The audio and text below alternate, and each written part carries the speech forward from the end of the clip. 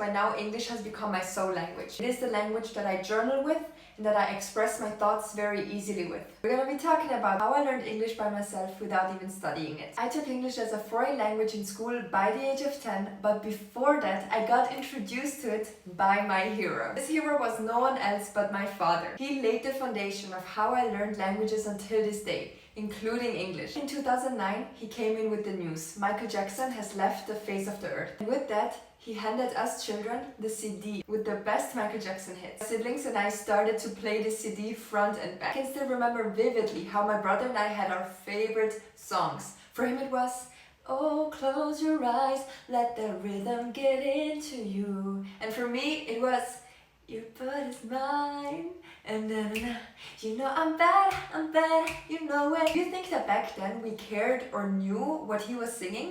No. Did we sing and dance along? 200%. What's the key point of this story?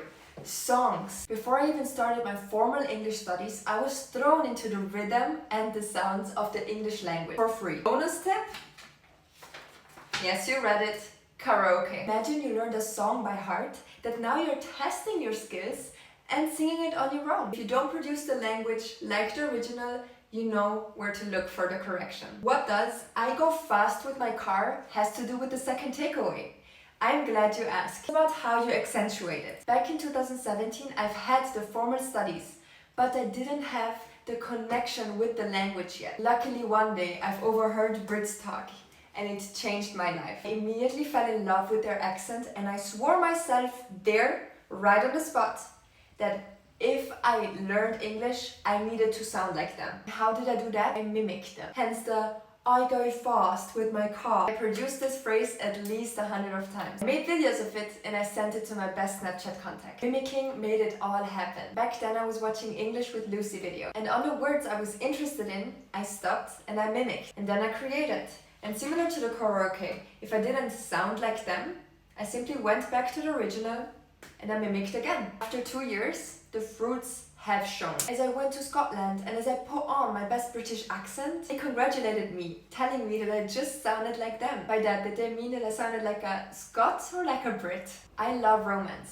Every Sunday, my parents watched a romantic movie in German, so I repeated that in English. I found a phone app where, in comic style, I could decide the outcome of the romantic tale. It was all in English, and I continued playing these cheesy romance games for weeks on end. The tales were so cheesy, and I loved that so much, that I tuned in every single day to read further. And next to you know, I improved my English through it, just because of the enjoyment for it. Research shows that if you read something in a foreign language and you understand it, this becomes the best resource for learning this language. You get plus points if what you read is interesting to you. Every human brain, ours, yours and mine, is created to realize goals. And my goal here was to understand the tale. So I did everything to learn what was happening, and acquisition became automatic. As I engaged daily, and it was comic style, I effortlessly learned new ways of speech. Fast forward to now, I use one of these three consistently. If you can guess which one it is, write it into the comments. Furthermore, I use three, but way more advanced. I used to read in English, and all my knowledge, 90% of the time, stems from English resources. I'm so thankful for this whole journey because by now English has become my soul language. It is the language that I journal with and that I express my thoughts very easily with. I'm grateful for you tuning in to the next episode where you will learn how I learned Spanish for free without studying. Thank you for your time here together, and thank you for liking this video. Thank you for telling me what you liked most about it and what sticked.